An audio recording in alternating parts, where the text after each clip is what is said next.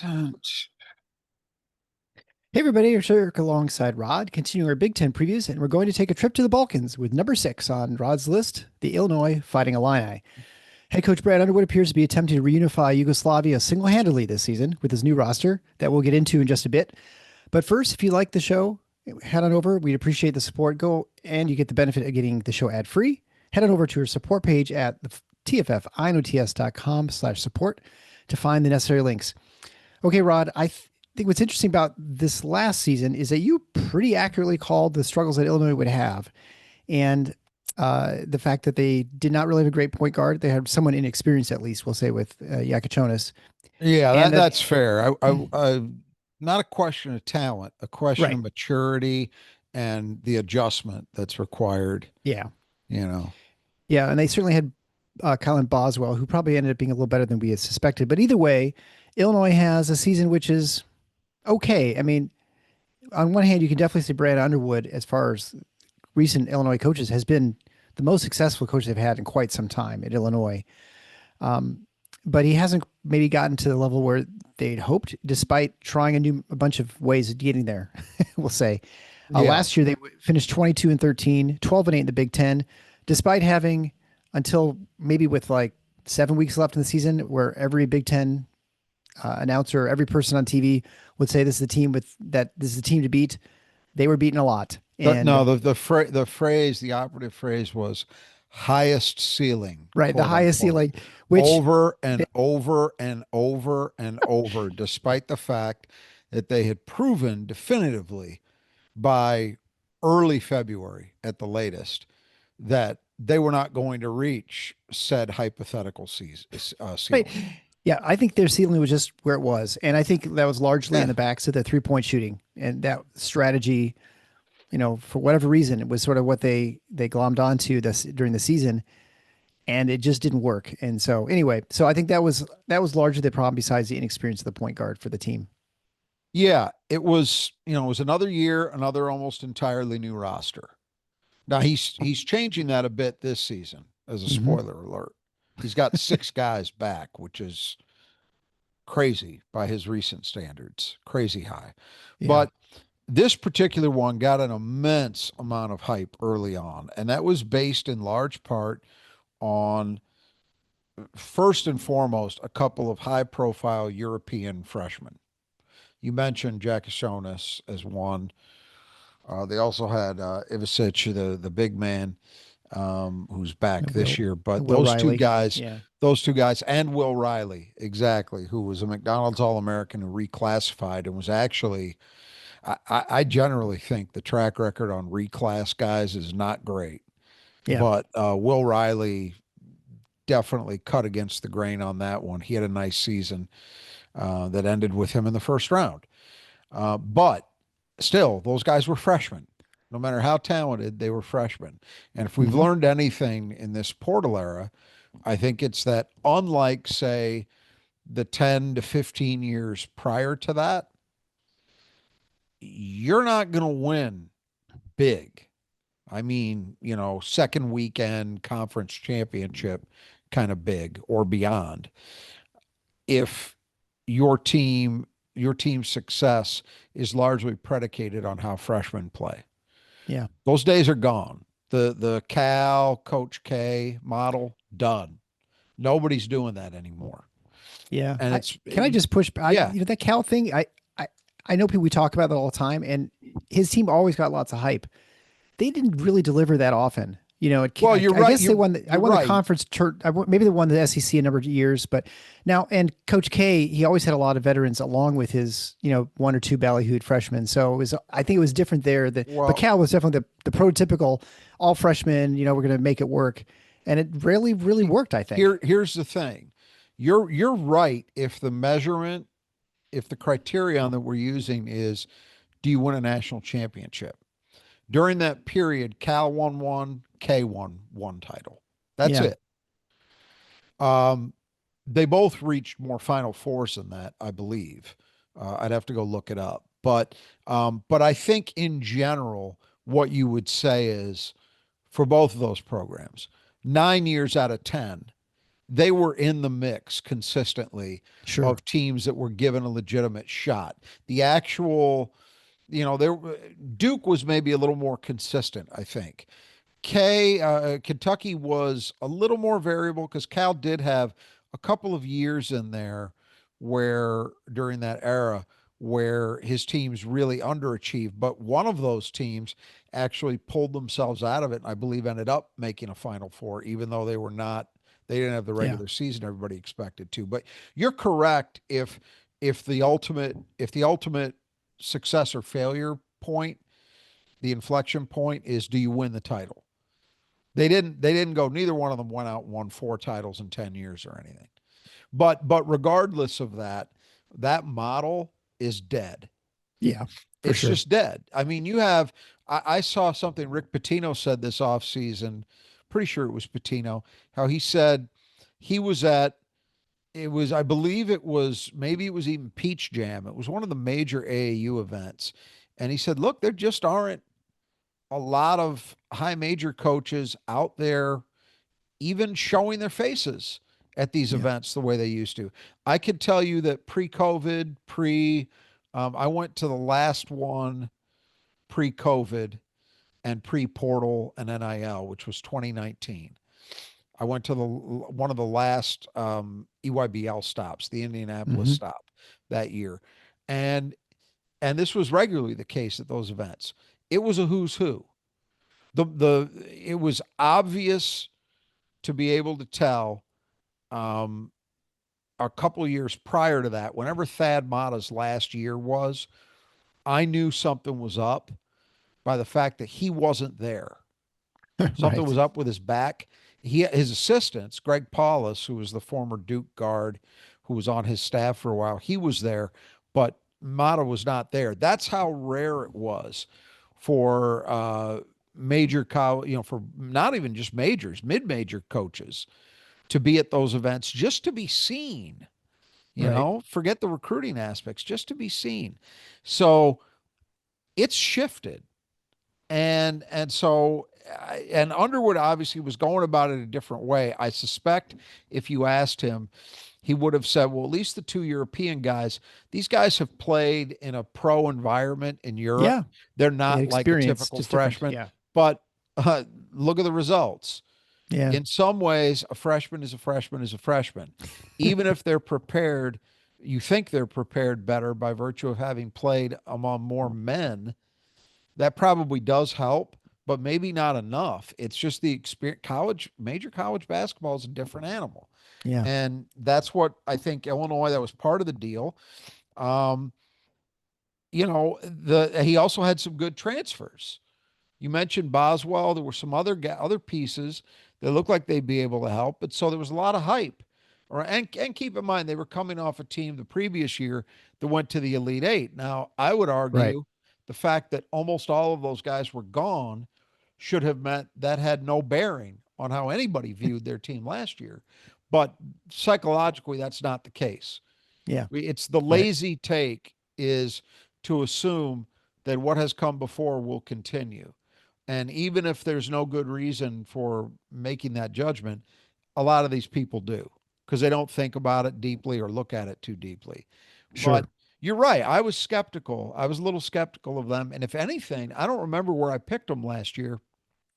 They might have undershot where I picked them I don't remember where they by a finished, to be place or honest. I got to two. look it up. I I'll look it mean, up here. You they keep were going. 12-8, but in last year's Big Ten, I want to say that got them sixth, maybe, or That seventh, sounds right. sixth or seventh, something like that. And it wasn't a shock. It shouldn't have been a shock to anybody. It wasn't a shock to me. It was a shock apparently to all those people who kept ranting on and on about ceiling, which boy, put that in the word list of words that maybe we should think about retiring, at least in connection with Illinois, because Jesus Christ. Um, You had them fourth and they finished seventh. okay, so I did. They underperformed even more, I thought. But keep in Yep. mind, people were talking about them as a Big Ten title team, Oh, yeah. Yeah. so I was skeptical of that. Uh, you mentioned the record they had 22-13, 12-8. was okay, and a win in the tournament before Kentucky took them out pretty easily in the second round. I think this is, you mentioned Underwood, maybe not breaking through quite the way that some of their fans hope. That's probably true because the Illinois fan base definitely has an expectation level that is right at the top of the conference. Yeah, for sure. Now, you could suggest that maybe that's not warranted by their history. They've got a good to very good history. Yeah. They don't have a great one. And the reason I say that is they haven't I in my lifetime they've made two Final Fours. They I believe the school has never won a title. And you're old, just to be clear. I'm old. Yeah, apparently, so they tell me. But two Final Fours, no national, and they may have had some before that. I'd have to look, but not a lot.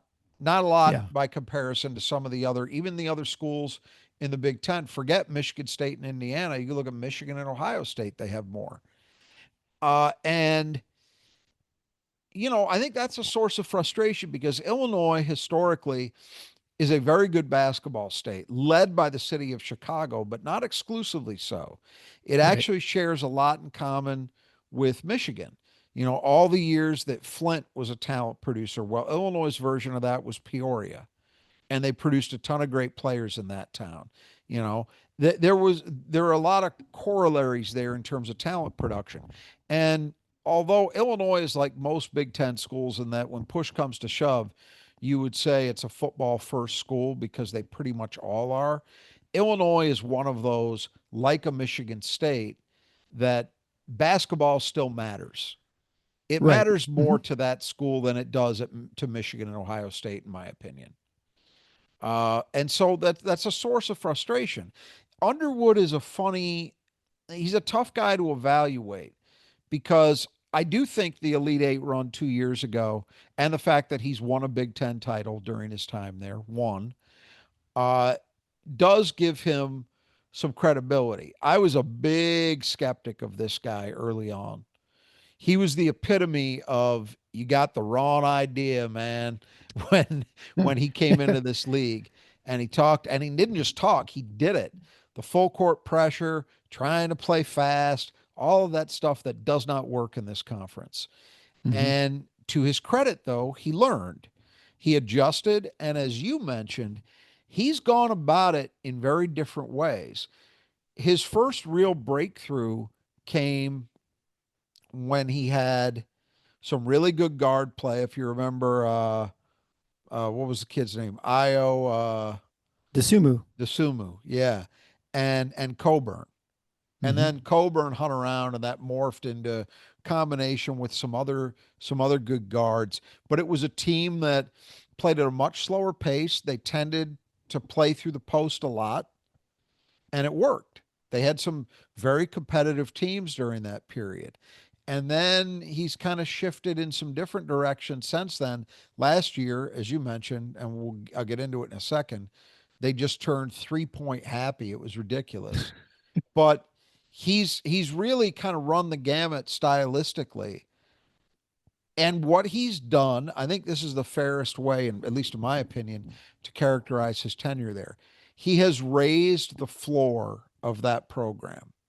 They are now a bad or kind of disappointing season at Illinois now is a year kind of like last year, where Right. they're pretty much maybe the upper end of middle of the pack. They make the tournament, they win a game, then they lose a game. They don't win any championships. They're nothing special, but they're not bad. They're certainly in a general from a general point of view, they're a good team, even in the years that are disappointments for them.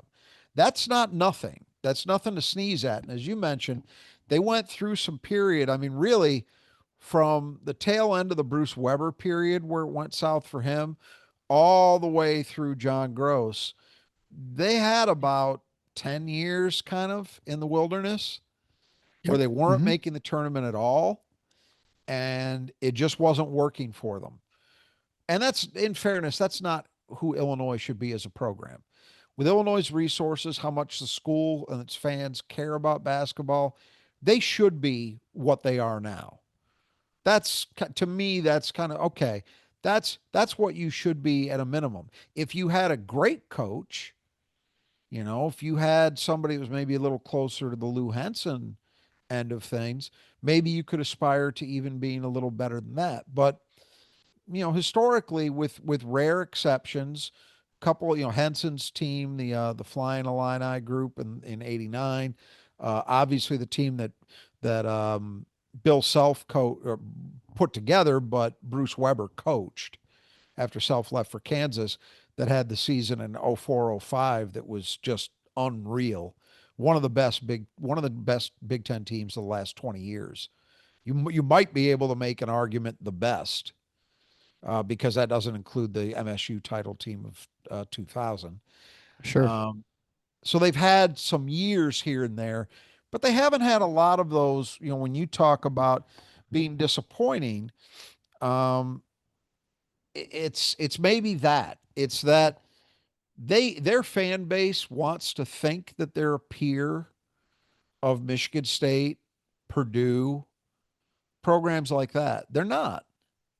And they're not because they don't win enough things. They win some games, but they don't win championships very regularly. Give it to Brad Underwood. He's managed to do a little bit more of that than they've had for a long time, but he hasn't had that Final Four breakthrough.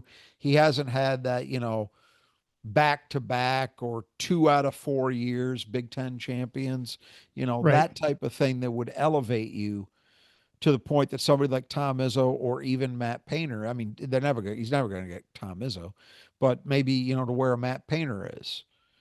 That has not been them as of yet. And I would argue it's going to be really tough to do that if you're overhauling 80% of your roster every year. Uh-huh. You know, it's like, okay, you know enough, you figured out enough to do that minimum of getting to the tournament, having a decent year, but your results beyond that are going to be widely variable. Now this year, as I said, it's a little bit of a spoiler here. He's he's going back to retaining some guys. He's got 6 guys coming back. Uh, but I think that what's going to be interesting to me is the two things that killed Illinois last year for all their talent was somewhat inconsistent defense and just absolutely horrific 3-point shooting. And I don't Yeah. just mean the percentage. They were sub 300 in percentage. So they were like right there with Michigan State. They were awful. The big Yeah. difference is Michigan State was smart enough not to take a lot of them. Illinois was top 30 in the country in threes as a percentage of overall attempts from the floor. Now, I look at this team this year. We got a lot of new faces. Maybe that'll change things, but I'm not convinced that playing that way again would be much smarter with this team. So it's going to be interesting to me if he can figure out a play style that fits a little more closely with the team he's actually got. What you're going to hear about this team once again is there's a lot of talent, but that's been true about the last 6 years or so. The Right. question to me is, can it be a better team with a capital T? That's the relevant question. Yeah, and just some quick points. Just looking at things up, Illinois has gone to 5 Final Fours. They went to in 49, 51, 52, and then the two you mentioned, 89 and Right. So 2005. we're talking, and That's a long. really I mean, it's a long time ago. That's a it Four is, Corners but era. even more importantly, you do have to remember something. If you're talking about anything pre late 50s, that doesn't mean as much as you think, because during the 40s and 50s, the NIT was essentially on par with the NCAA tournament. Right. They were competing postseason tournaments, and a Final Four in the NCAA tournament did not mean you were one of the 4 best teams in the country. I'm just, it's still an accomplishment, whatever. It's an official record, but I'm just noting that. To me, the Yeah. two that really matter there are the two that I've witnessed.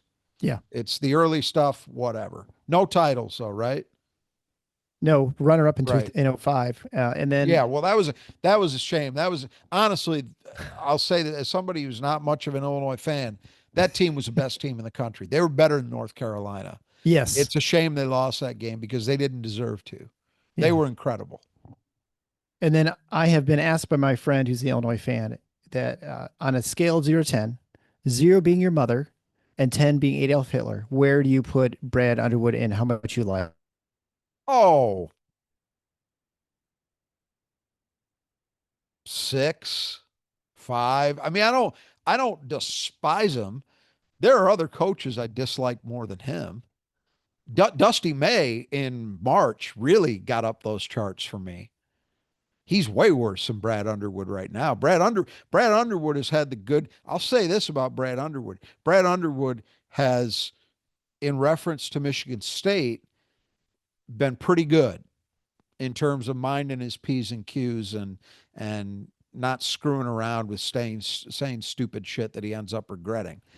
Um, yeah, I don't despise, but I there's a lot about the way he's gone about his job I don't value, I don't appreciate.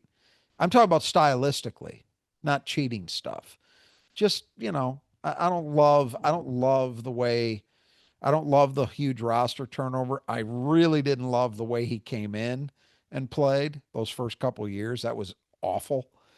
But no, I don't hate him. So 5 or 6, right? And so this was all brought to you by Nudge Printing. Nudge Printing, where you can get great apparel like you see me wearing right now, a quarter zip with our logo. The Final Four is on the schedule. You can certainly get any other Spartan apparel you need. It's football season right now. You can go ahead on over there and get that, or get ready for hockey season, or of course basketball season. Whether you need coats or hoodies, hats, coats, whatever it might be, you can head on over to nudgeprinting.com. Get the latest in Spartan apparel, super comfortable, high quality stuff. Again, you get 20% of the listen of the show. Just type in Final Four as one word at checkout. Do it today. Be glad you did. You won't regret it. I promise. All right. So we'll begin with our key departures and retention of players. And the obvious one is, of course, Kasparas Yakachonis, 6'6" Lithuanian point guard, who, well, super hyped. And he was definitely seen as a lottery pick. I think he ended up a lottery pick, didn't he? Or I guess he was 20th, so that's not really a lottery No, pick, is he it? did not end up as a lottery pick. Yeah. Right. So He was projected as one before the season. he's a guy who clearly had lots of talent. You watched him, and he'd make some fantastic passes. Some of them went into the second row of the stands as well. He shot 44, 32, and 85, pulled down about 6 boards a game, a little under 5 assists per game, but a lot of turnovers, four turnovers a game. So he kind of looked like a really talented freshman. Go Yeah, figure. exactly. That's it. The reason for the hype, I think, was that, as I was talking about earlier, but he's played with men in Europe. So he's going to be more mature than the average 18-year-old. I'll tell you where I think it makes a difference. Some of these teams that will bring over a 22-year-old European freshman, I buy that Sure. because they've got more games, more time under their belt. But an 18-year-old is an 18-year-old. And it doesn't really I don't think in terms of that kind of maturity, it doesn't necessarily make a whole lot of difference whether a kid was playing at a prep school in the US or whether he was playing for Barcelona's B team in Spain. I don't Hmm. know that I believe I'll buy that it might make a little difference. I don't think it's the world. Yeah. It's hard And to know the equivalency, right, of what the scale is. yeah, and Yeah. and Yakachonis is an example of that. Uh, just immense hype around this guy. And you look at the numbers, and he did some good, 15, 6, and 5 is solid. There's Yeah. no debating that. But the 3-point shooting was substandard and 4 turnovers a game. If your ratio is 5 to 4, that's not good. Yeah. I think the best way you could characterize him last year is things tended to happen when he had the ball in his hands, but not all of those things were good for his team. You know, Yeah. that's And he's foul really prone too. and yeah, absolutely, especially early on. Yeah. And you could, as you mentioned, when you watched him play, you could understand clearly why the NBA liked him. But I think he didn't meet expectations, and that had a lot to do with why that team didn't do so. And you have to say the NBA thought so as well. Now, being picked number 20 is not a disaster, No, it's pretty good. but it's not where he was before the start of the season. He slipped on draft day. It's not even where he was in terms of pre-draft, like immediate pre-draft projections. So it was very clear to me watching that the general feeling in the NBA was this guy might not be quite as good as a lot of these supposed experts think. Or at least we're not sold on the fact that he's going to reach that potential. It won't shock me if he turns into a very good pro. He has the tools for that, but he's got a long way to go in terms of maturing his game. I don't think he was immature as a person. I just think his game wasn't very mature. And it definitely had to do a lot to do with why Illinois did not meet those expectations that were laid out for them preseason. I find it strange because I feel like Illinois, more than any team in the Big Ten, receives lots of hype, at least the last few years. I mean, there's It just it tremendous has to amounts. do. I It's will just tell you. outsized compared to like, it feels like a Kentucky is in the league, and it's Yep. not a team that's been like super dominant in the This Big is Ten. why I mentioned earlier that their fan base thinks of themselves as a peer of a Michigan State and a Purdue, and they're not. And why that happens, I think I think that some of it, a lot of it, is internal. Underwood, one thing I also dislike about his approach, and again, he hasn't done this to Michigan State. He hasn't come in saying we ought to beat the crap out of Michigan State. So we're a better program. He hasn't done anything stupid like that. But Underwood, remember the guard you talk Yeah, from a yeah, couple of years ago? I just thought that was ridiculously laughable, and it's kind of been proven out. Um, there's a lot of it that comes from him. He says a lot of dumb things in general. And I think that fan base, it doesn't help that fan base, but they've always had that. For as long as I can remember, they've always had a little bit of an outsized sense of what their program actually is. It's like you got to go win some things first before you talk that way, yeah. you Maybe know? I think a little bit too the fact that it's close to Chicago. I think Chicago is definitely the biggest, You you know, know, media that's source in the Big Ten. Maybe that's part of it too. yeah, maybe, I don't know. maybe, maybe, but I will say this. I think the Chicago thing has actually slipped a little bit. At least it feels that way to me. Maybe people who live there feel differently. But when Lou Henson was in charge of that program, that was very definitely the case because they had a ton of Chicago kids playing for them. Like they more or less between they and DePaul, they kind of owned that city. Yeah, And they were buying people and all that. So yeah. I guess I just feel but like just but the proximity to Chicago with the media and the but it's Big not Ten really. But networks it's based in Chicago. I don't but know. it's not really that close. I mean, Yeah, Champaign Urbana is a distance. yeah, That's yeah, yeah, downstate. Um, I don't know that I buy that anymore because I don't think the connection with the city of Chicago is as strong. When I was in high school and college in the '80s, and I spent time. I had a lot of friends who lived in Chicago. Um, Illinois was kind of a team on the street in Chicago. It was at that level. I don't think it is that these days. Maybe I'm wrong, but that's my perception. But I don't know. One way or the other, it's outsized expectations and hype. If there's even a whiff of something, they seem to get that. yeah. Well, and we're seeing that certainly with Michigan too, but that's something we're just kind of used to in the state of Michigan. Well, that's a Totally different different that's a animal, different but thing. And to Michigan's, I'll give Michigan this much. Even just restricting the conversation to basketball, Michigan's done more than Illinois has. That's bottom line. sure. All right, well, let's go back to the players. We'll carry on with Will Riley. We mentioned before, 6'8" freshman, came in really hyped. Didn't do much early in the season. Kind of felt his way along, and then really came on. I'd say halfway through this year or something like that. He ended up averaging 12.6 points a game, 4.1 rebounds a game, shot 43, 33, and 72.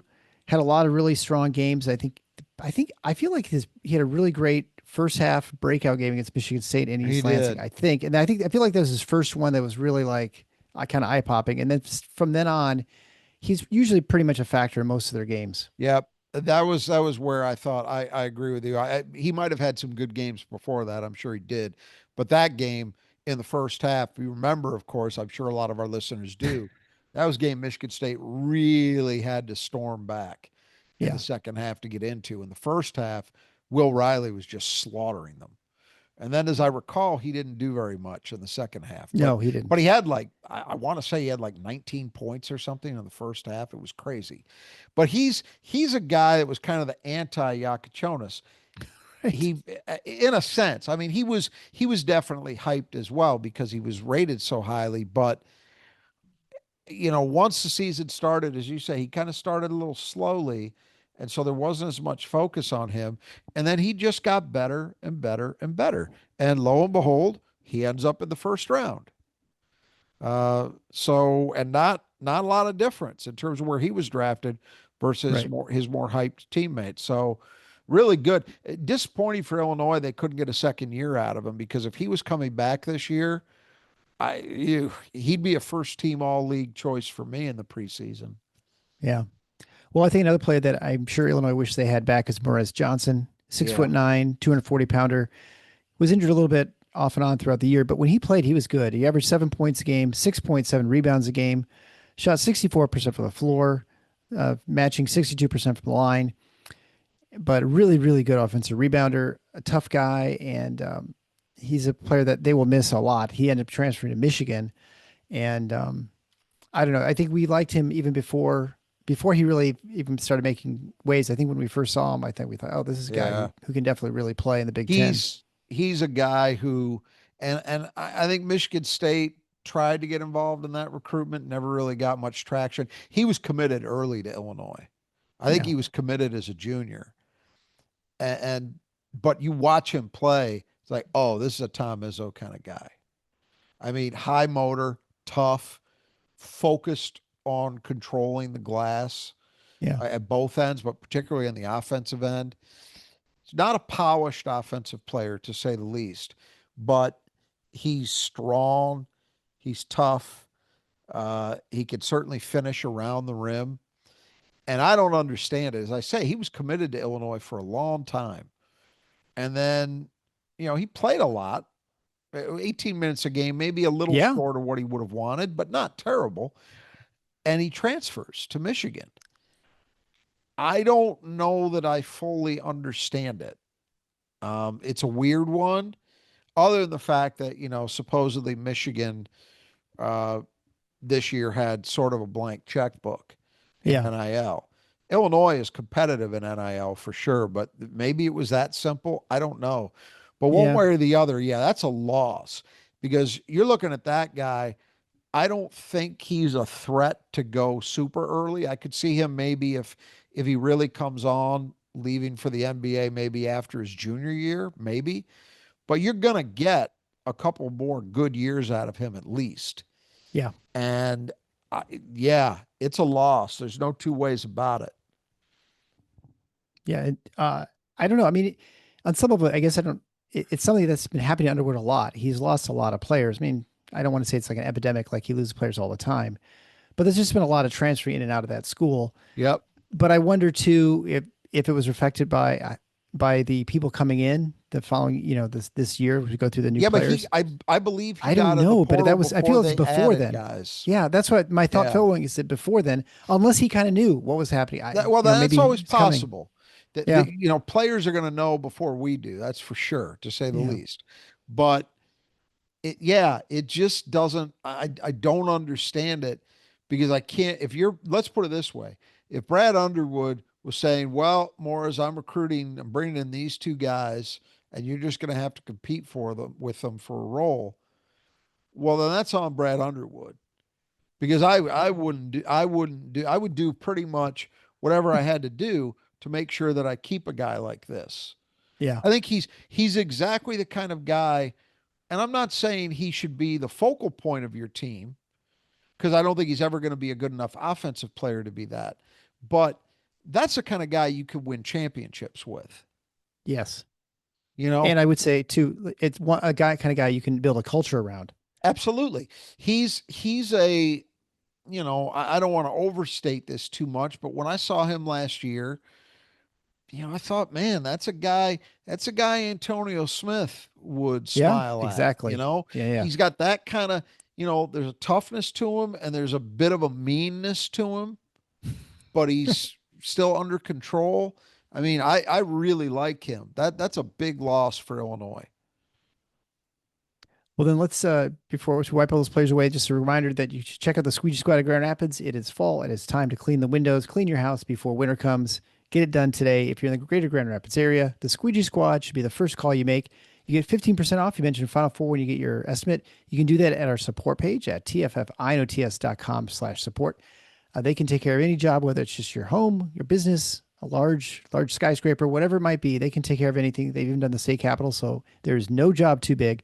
Also, no job too small. They'll have a nice personal attention to your job. They came and cleaned my house, the inside, the outside, stuff that had never been done since we moved here 20 years ago. So things are much nicer now. So check out the Squeegee Squad at Grand Rapids. Do it today. You'd be glad you did. Then we'll go to the first player for retained from last year is Kylan Boswell, who I almost would argue was the better of the two sort of high profile Arizona transfers. Ballo would be the other one going to Indiana. I feel like Boswell had a much better season, and certainly as far as expectations go, he far exceeded what I think people were expecting. He's from Champaign. He's a 6'1". He's going to be a senior this year. He's averaged 12.3 points a game last year. He shot 43, 25, and 79. So clearly the outside shooting was not his thing, but every other bit about him I thought was really pretty good. Yeah, I thought he was good. I think they had expected and hoped he'd shoot the ball better. That was a real problem because he The took a whole lot of them. team. But he took a lot of them. Yeah, yeah, And at 25%, that ain't going to get it done when your volume's high. yeah. The other elements are you're right. I mean, I think he's got some leadership in him and he's back now. So he's a retained guy. That's key. Hmm. Uh, but at a minimum, you're talking about a guy who can find a way to manufacture points, even if he's not shooting the jumper well. He can help run your offense as a secondary ball handler and a backup point guard. And he's pretty solid defensively. At least he was last year on the perimeter. So definitely a valuable player. And then we have the much maligned Ben Hummerkaus, 6'8" senior. He's a guy who started in the D2 level, played a year at, I think, Evansville in Missouri Valley. And Yep. then he ended up averaging 7.6 points a game, 3.8 rebounds a game, shot 38, 34, and 71. Three-quarters of shots were behind the arc. And you could almost say he really shot like 5% from three or 65 or 70% from three. And there's a long stretch in the middle of the season where he was bad. Yep. And he was reminded about that every time he walked to the court. I mean, I went to the game in Champaign with Michigan State, and he was not well liked at that time. Yep. I can't That's remember what right. time of the season that was, mid-February maybe. And that's why you're right about that. He got hot late when they kind of bounced back because remember there was a point it looked like they might not even get to 500 in the league, Yeah. and they ended up somewhat schedule aided as I recall, but they ended up getting to 12-8, and he helped because he got hot during that period. But during that long stretch where we kept hearing about ceiling after every loss, and there were a lot of them, It was, he was off. yeah. And the deal is, if he's not shooting the three well, he's not helping you Yeah. Right. because he's not much of a rebounding force. He's not a good defensive player. So I think he's likely to have a rotation role again for sure. But how big that is that 25 minutes? Is that 15 minutes? I think it probably comes down to how well he shoots. Yeah. Because if he's hitting threes in like a high 30s percentage rate or better, well then you want him on the floor a lot. He's a benefit to you. If he's not, you're going to minimize. He's still going to pose a threat, which will help with your spacing, but you're not going to go as heavy in his direction. Yeah. I feel like he started a number of games last year, like Oh, he most absolutely did. games. Yeah. I mean, Yeah, he that's was a so, starter for much of the season. yeah. So it'd be, yeah. to go down from a starter might be, well, a different role for him coming off the bench. Maybe it'd be good for him. Next, we'll go to Tomislav Ivisic. He's a 7 foot freshman.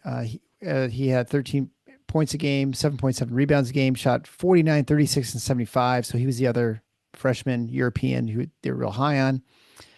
Um, I thought a pretty good season. His older brother played at Kentucky and Arkansas, and we'll talk about him in a second. He joined the team. So a good pickup and a guy for a freshman year. I thought he was pretty good. Absolutely. Very skilled. If you want an example of a Euro style big, he's a pretty good one. He Yeah. could shoot the three. He passes the ball very well. If you remember, there were some plays in that first half of the Michigan State game where he was just torching Michigan State with passes Yeah. for layups out of the high post. He's very capable in that respect, and he's going to play efficiently, and he's a decent rebounder. Um, the problems, I think, I'm not sold on him defensively. He doesn't do a lot in the way of shot blocking. His brother is much better. And I thought, even beyond that, just getting to a broader scope kind of look at what he is defensively, I wasn't that impressed. I thought he was exploitable there. So that's something that's got to get shored up. The other thing is his general, for a guy who's so skilled, but is still 7 feet tall with decent weight to him, his activity level is not good enough. He averaged, what was it? Was it even two free throw attempts a game? Yeah. Less than two a game. Less than two free throw attempts a game. That is terrible for a high usage big man. Yeah. I mean, he You floated almost have to, outside a lot too, which is part. I mean, I right. felt like, That's kind yeah, of the point. Some of it is related to how he was used, but even so, you got to be able to do more than that. yeah, So I think there's a lot of strengths here, and I think it's fair to say he should be one of the better big men in the league. That's pretty obvious. But if he wants to break through from being a good player to something beyond that, got to be more active around the rim, get yourself to the line more because he shoots it well. That's the other thing. And find ways to get incrementally better on the defensive end. That's what could take him up the next step. did he have mono last year? Am I remembering that correctly? Yes, he did. Okay. He did. So, you know, that definitely makes you not normal for the whole season. So we'll see if he's a little bit different Yeah, this year that's too that's because of that. fair. Maybe that had an impact, but less than two free throw attempts a game as a center, no, can't have it. Well, next we come to a player who is very complex, at least confusing, I guess, as far as how he is in playing. That's He's a good Ty way to Rogers. He's put it. from Michigan. 6'7" junior. He took a redshirt year last year in order to better play the point. So the year before, he pretty much is a point guard and is not a good shooter, but could handle the ball and could at least get them into their action the year before. Didn't play last year because clearly he wasn't going to. And so he took a year off and he averaged 6.2 points a game, 5.3 rebounds a game, 2 assists per game, but shot only 53% of the floor, 59% from the line. And I'm not quite sure where his role is going forward with this team because, I mean, clearly he was, I guess, expecting to come back and play the point. I think we both thought he was going to transfer. No, They used the red I shirt. I don't think he was going to play the point last year because they already had Yakichonis. They knew that. I, Well, no, but here, that's why he took the year off so he could play the point when he returned back. That's what he said. I mean, I don't know if that's really yeah, what he was yeah, doing. maybe I don't they know. figured right. Maybe they figured after Yakichonis was there for 1 year, he'd come back. Maybe that's the case. But regardless, look, this has been. It's funny because on the one hand, I look at it and say this has been an ungodly mess. This is a kid who should have. He was born to play for Tom Izzo. Sorry, but that's truth. And not to be a star at Michigan State, but to be one of those guys that he's not exactly the same, but this gets you in the general ballpark, a Travis Walton type. Uh-huh. Somebody who's going to just do the dirty work stuff. He's going to guard a wide variety of players very well. He's going to bring toughness. He's going to buy in completely from an effort point of view, and he just cares about winning. Um, all those things are true about his game. His family, that was never going to happen. Yeah. So he ends up at Illinois uh, because he had he had an AAU coach who was then an assistant at Illinois.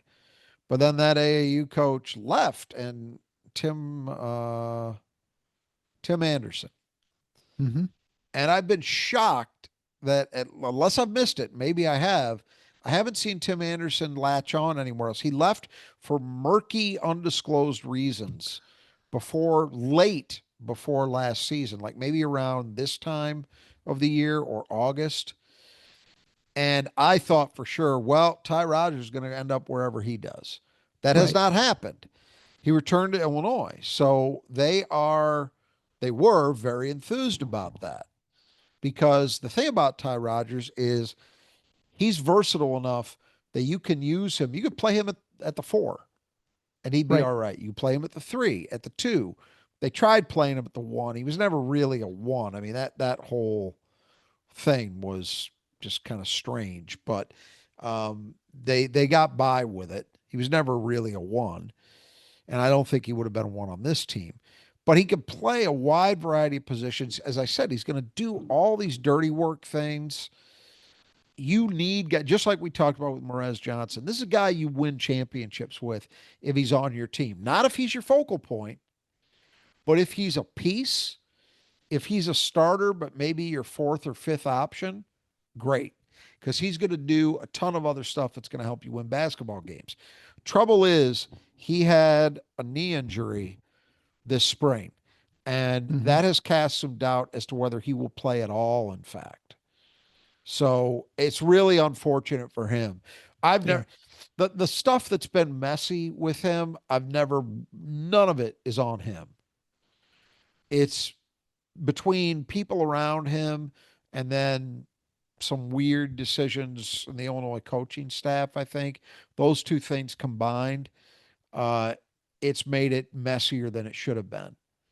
But he's really good when he's straight. It just doesn't feel like he's likely to be a major factor, if at all, this season because of the knee injury. But we'll Right. have to see. If he were to be healthy and he could play, he absolutely can help this team because the stuff that he does best is stuff that doesn't necessarily atrophy over a layoff, you know, Yeah. missing time. Like it's kind of like I always used to talk about when we don't hear it as much anymore, but there was a period of time and there was a lot of mania around two sport athletes, Right. Yeah. football Yeah. players that were also going to play basketball. And particularly Michigan State, like you remember Keon Coleman, there's Keon Coleman. Yep. all that talk. It's no chance, no chance, because Yeah. the stuff that he does that's important to his game basketball wise, that's the first stuff to go when you haven't been playing. The only guy I've seen do it that was really effective was Matt Trannon. Why? Because Matt Trannon, first and foremost, was a guy who could rebound and defend, Yep. and that stuff didn't go away.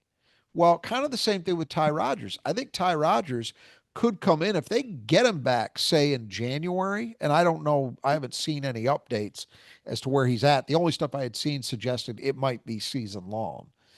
But let's say they got him back in mid January. He might be able to help this team with the things that he can do and that are going to come Right. back right away. So remains to be seen. Not terribly optimistic on that front, but if they did get him back, he could be a meaningful addition. Then we have Jake Davis. He was a 6'6" junior, transferred last year. Ended up, he was kind of an outside shooter. He just averaged 3 points a game, shot 41, 34, and 50.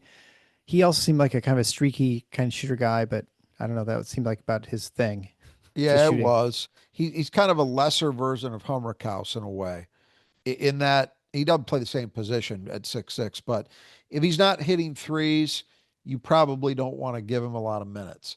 He Yeah. shot just well enough that he was in their rotation, and that's probably what they would be expecting again.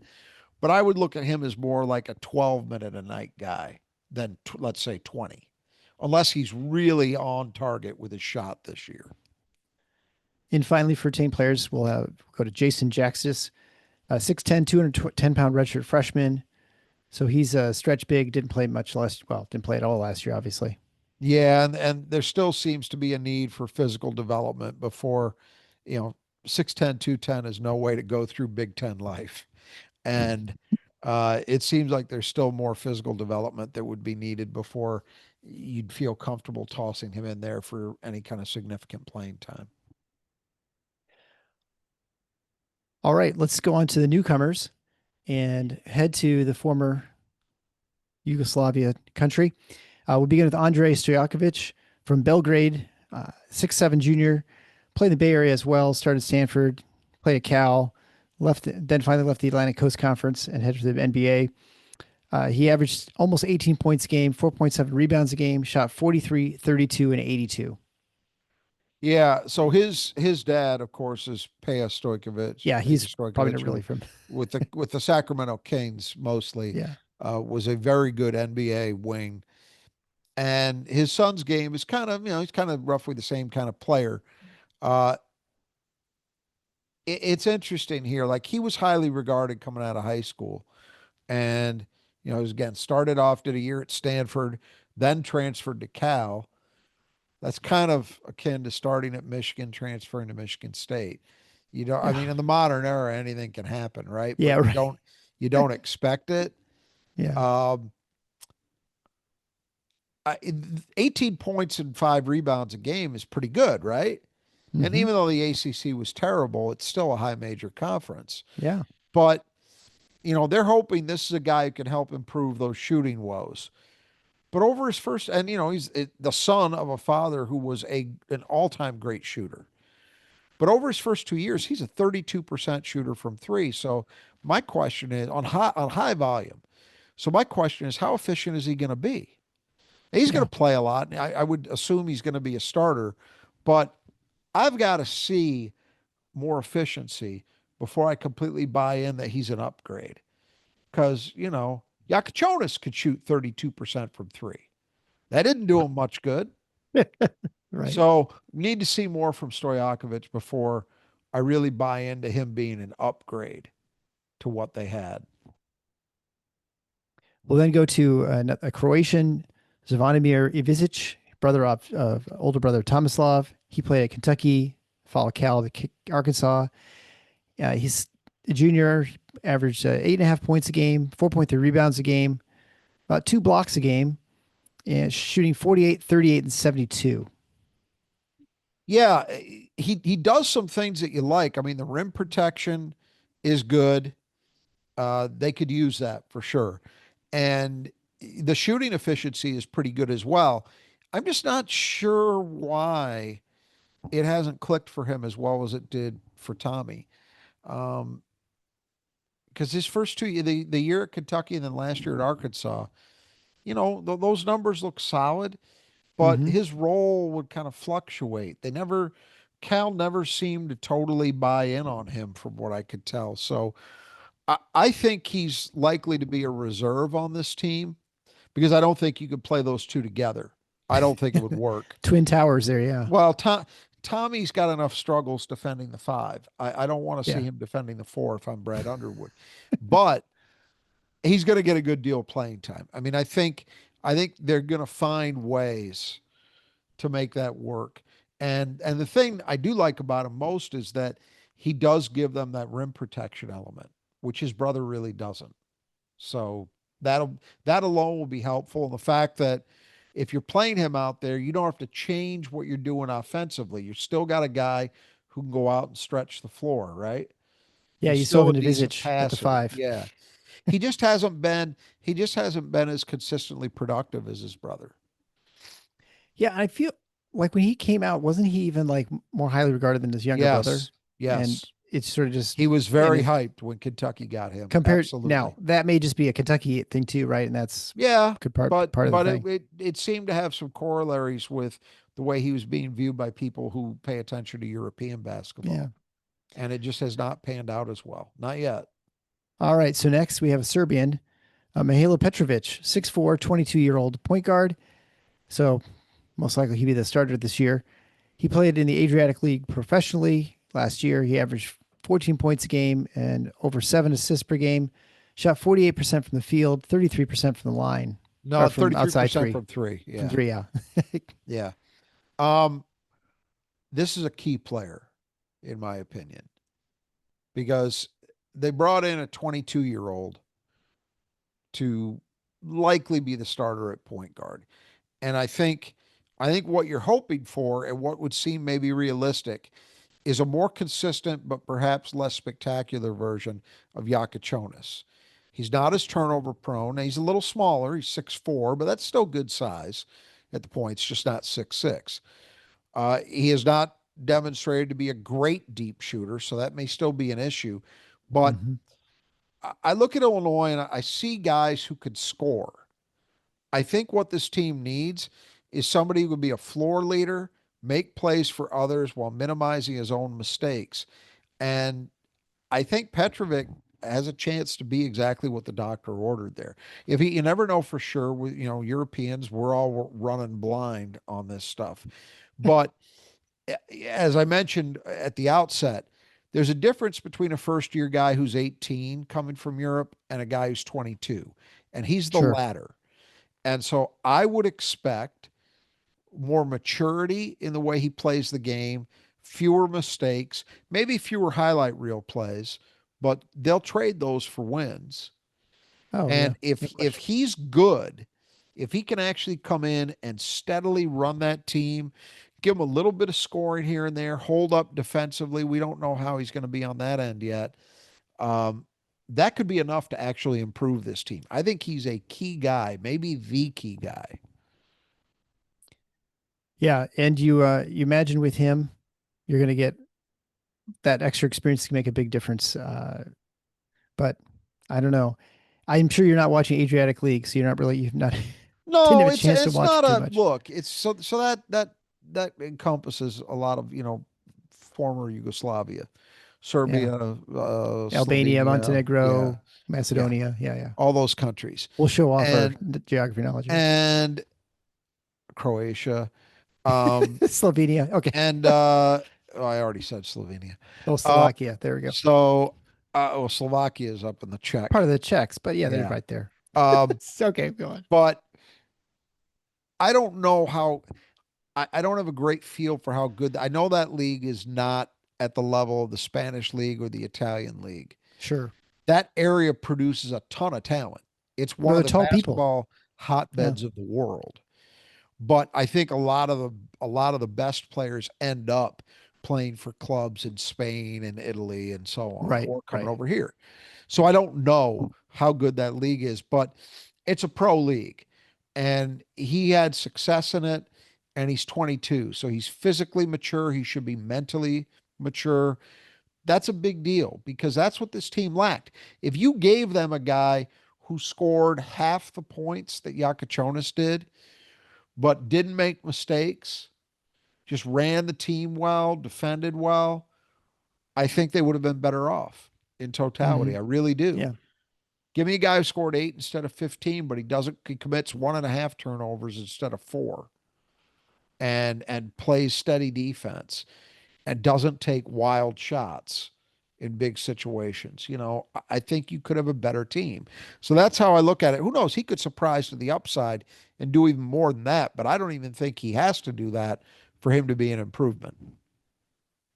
Well, one team that will never surprise you the upside is the Brothers Just Do Gutters. They are always going to be exactly what you expect, which is fantastic. They can do fantastic work, whether it's just cleaning out the gutters, getting rid of all those leaves, putting some leaf catchers on there so you don't have the leaves get collected in your gutters, repairing them, replacing them, whatever needs to be done. The Brothers can do it, and they'll do it quickly.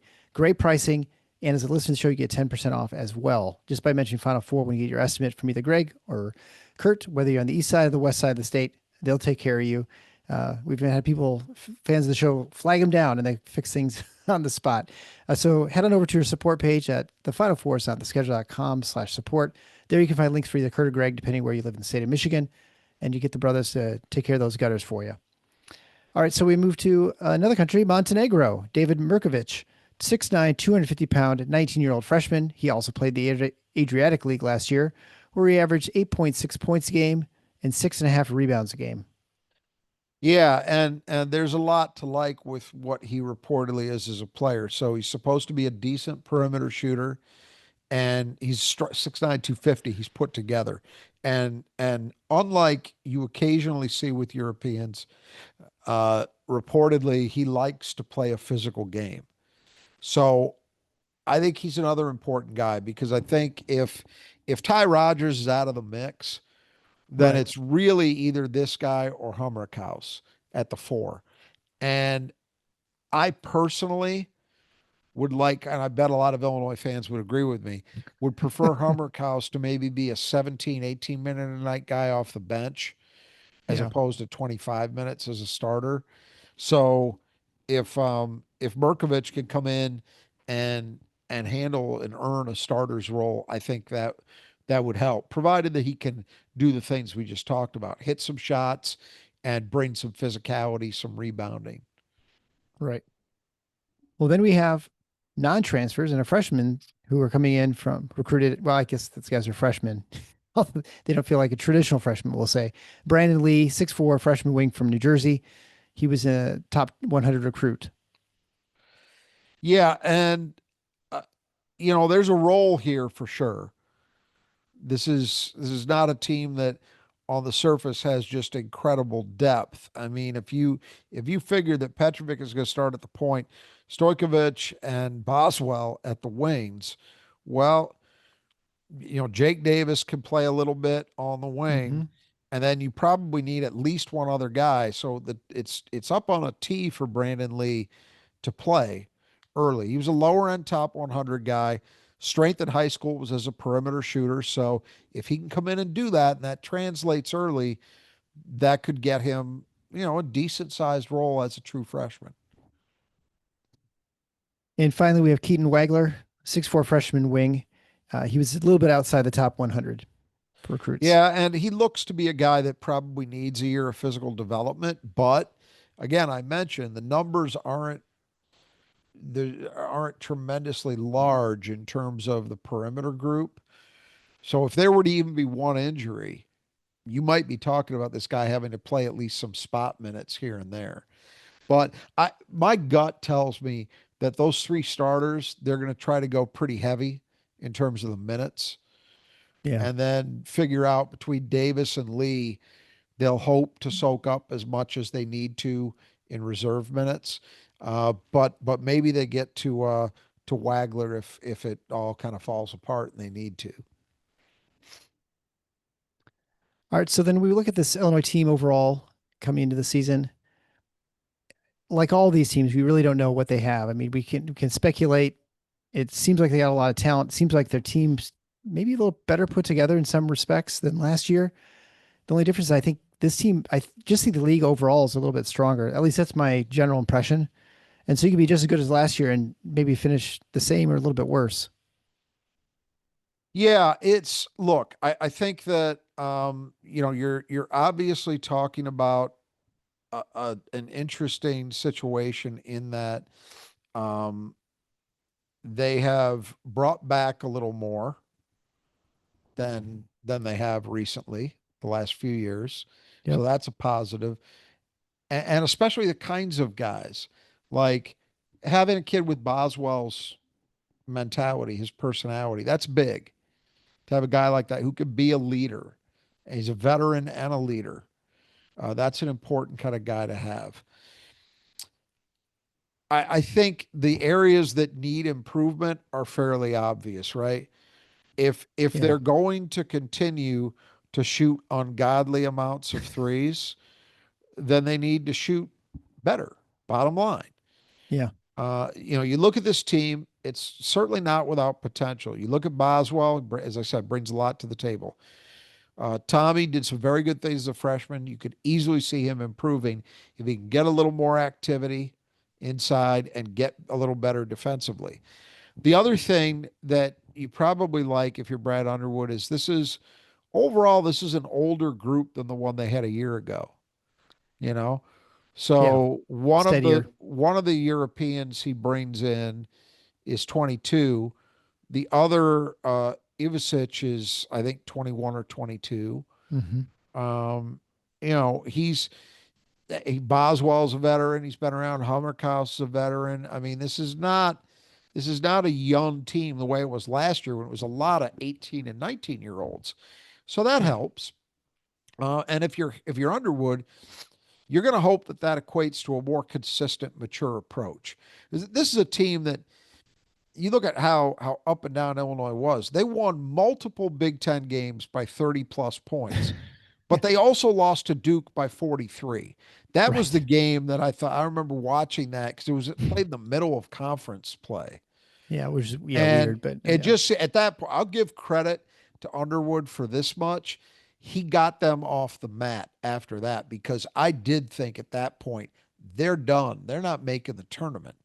Right, right. They're going to just dive right into the gutter. And that did not happen. So, but it showed you the variability of that team a Yeah. year ago. Well, They that's the could 3-point shooting reflection too, like when you such high absolutely volumes, right? when you play that way, when you live by it, you die by it. Yeah. Um, but you hope that an older group can level some of that inconsistency out, and that could produce a better end product. As I said a couple minutes ago, I think a lot of this depends on Petrovic. So he's 22. He's supposedly a good creator and an efficient one at the point. That could be a big deal. You get a guy who can make plays for others and not make mistakes. That is a force multiplier. I use that term all the time in regard to when I'm talking about point guards. And this is an example of what I mean. If this guy can just do that, it's going to make Boswell better, Hummerkaus better, both of the Ivisiches better. On and on and on. Stojkovic better. On and down, on down the line. You're going to have guys be better because they're playing with a guy like that. So he doesn't have to even be a superstar. He just has to be solid and do the things well that people say he can do. I think the questions obviously revolve mostly or first and foremost around shooting and cohesion. If he's set on his team taking anywhere near the number of threes they did a year ago, they got to be more efficient. That's bottom line.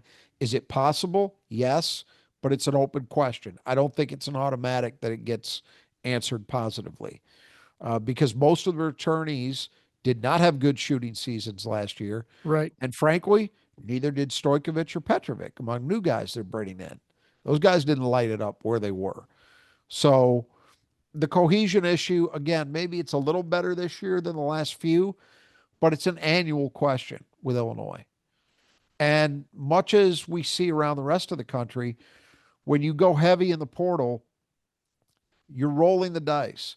Sometimes guys are just going to end up fitting together well, like they did 2 years Yeah. ago.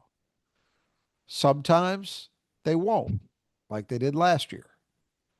And I'm sorry, but I'm convinced there's no solid way of predicting that.